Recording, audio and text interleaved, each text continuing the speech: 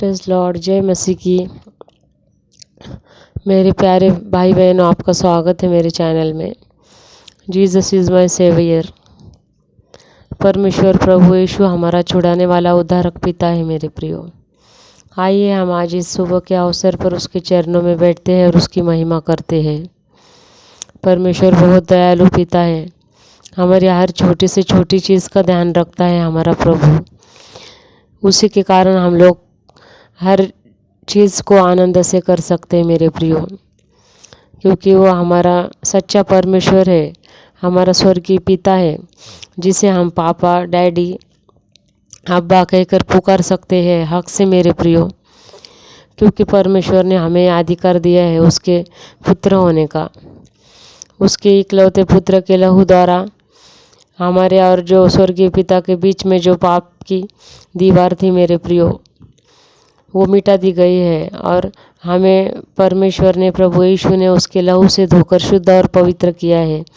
इसीलिए हम स्वर्गीय पिता के पुत्र कहलाते हैं। परमेश्वर पहले इकलौता था, उसका बाद आज परमेश्वर पहला उठा है और बाकी सब हम उसके बच्चे हैं मेरे प्रियो। हमारे प्रभु ने हमारे लिए इतना बड़ा बलिदान दिया मेरे प्रियो।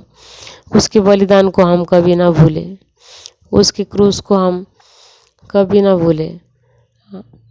अगर जब जब आपको चिंता होगी, परिस्थिति आपके विपरीत होगी, तो आप उस क्रूस पर देखिए, उस क्रूस को ध्यान करिए, उस क्रूस को याद करिए जिस पर हमारे परमेश्वर ने हमारे लिए जान दी थी, हमारे चिंताओं के लिए, हमारे बीमारियों के लिए, हमारे जीवन से हर एक शाप के लिए, हर एक पाप के लिए, हमारे गुनाहों के लिए, हमारे सारे मुसीबतों के लिए, हमारे मृत्यु को भी परमेश्वर ने जीत लिया है मेरे प्रियो क्रूस पर। इसीलिए हमें मृत्यु से भी नहीं डरना चाहिए। मृत्यु तो हर एक की एक न एक दिन होगी, लेकिन वो मृत्यु शारीरिक है। हमारा शरीर परमेश्वर ने हमें मिट्टी से बनाया है, तो ये हमारा शरीर है, वो नश्वर है, वो कभी न कभी ज़रूर मिट जाएगा मेरे प्रियो। कोई आज इस दुनिया को छोड़कर जाता है, कोई कुछ दिनों बाद, कोई कुछ सालों बाद, या फिर कोई बहुत दिनों के बाद, पूरी आयु होकर यानी कि 80-90 साल होकर भी इस दुनिया को छोड़कर जाता है। लेकिन आज के युग में जो मनुष्य की आयु है, वो परमेश्वर ने 120 साल ठहराई थी। लेकिन मनुष्य अपने पाप के कारण, अपने गलत लाइफस्टाइल के कारण, अपने अनेक खुद की मर्जी पूरी करने के कारण उसने अपने शरीर का बीमारियों का घर बना दिया है, और इसके लिए आज मनुष्य की आयु 60-70 साल बच गई है मेरे प्रियो। इसीलिए जो भी हमें परमेश्वर ने जीवन दिया है, उसमें हम परमेश्वर का ही अनुग्रह स्वीकार करें मेरे प्रियो। हम पवित्र आत्मा के लिए प्रार्थना करें। हम लोग परमेश्वर के हर एक राज्य को बढ़ाने के लिए प्रार्थना करें। परमेश्वर को कहिए मेरे प्रियो प्रार्थना में, हे प्रभु, हमारा उपयोग आपके राज्य के विस्तार के लिए आप करो। हमें अलग अलग दानों से आप भरो मेरे प्रभु जी। आप परमेश्वर को रोकर मेरे प्रियो अन्य भाषा का दान मांगिए, बीमारों को चंगा करने का दान मांगिए, ताकि आप लोग परमेश्वर के राज्य में एक आशीर्वाद बने और आपके द्वारा अनेक आत्माओं का तारण हो मेरे प्रियो।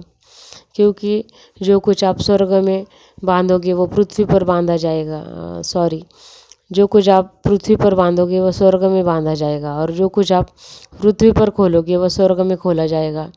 इसीलिए मेरे प्रियो, आप अगर परमेश्वर के राज्य की खोज करेंगे तो परमेश्वर आपको पृथ्वी पर तो सुरक्षित रखता ही है, आपकी सारी ज़रूरतें पूरी करता है, लेकिन स्वर्ग में आपको बहुत अच्छे आशीषित करता है। स्वर्ग में आपका बहुत अच्छा घर है मेरे प्रियो, बहुत अच्छा निवास स्थान है, और वहाँ हम परमेश्वर के राज्य में परमेश्वर के साथ जीवन जिएंगे।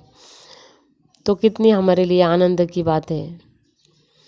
परमेश्वर वचन द्वारा कहता है, जिनको सोते वक्त नींद आती है, मैं उन मेरे भाई बहनों के लिए ये वचन कहना चाहती हूँ कि जब तू लेटेगा तब तू भय न खाएगा और तुझे सुख की नींद आएगी। जब जब हम लोग रात को सोने जाते हैं मेरे प्रियो, हमारे जीवन में चिंता, हमारे कितने भी प्रॉब्लम्स हो, डर हो, हमें परमेश्वर से सोने से पहले प्रार्थना करनी है घुटनों पर जाकर। हे प्रभु, आपका वचन कहता है कि जब तू सोएगा तब तू भय न खाएगा और तुझे सुख की नींद आएगी।